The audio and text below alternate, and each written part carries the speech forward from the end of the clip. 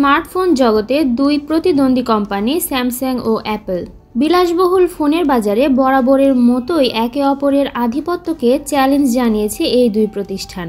এবার সবাইকে অবাক করে দিয়ে হাত মেলালো এই দুই চিরপ্রতিদ্বন্দ্বী। মূলত ফোনের ব্যাটারি ক্ষমতা বাড়াতে একসঙ্গে কাজ করতে চলেছে এই দুই স্মার্টফোন নির্মাতা প্রতিষ্ঠান।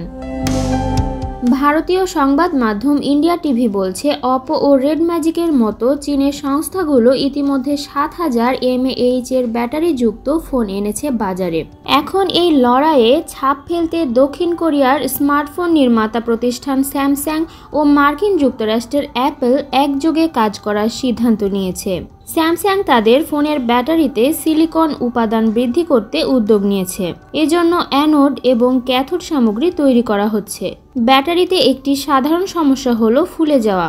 সংস্থার দাবি এই সমস্যা সমাধান করবে সিলিকন টেক। পাশাপাশি এটি ব্যাটারির কর্মক্ষমতাও বৃদ্ধি করবে।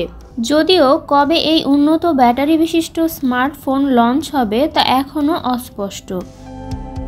অন্যদিকে 2026 সালে অ্যাপল তাদের নিজস্ব ব্যাটারি আনবে বলেও জানা গেছে।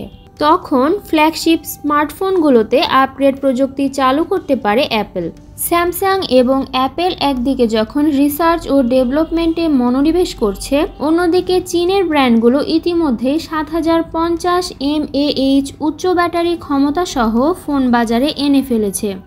বর্তমানে এই ধরনের উচ্চ ব্যাটারি ক্যাপাসিটির ফোন নেই স্যামসাং ও অ্যাপেলের। পাশাপাশি দ্রুত চার্জ শেষ হওয়ার অভিযোগও রয়েছে তাদের বিরুদ্ধে।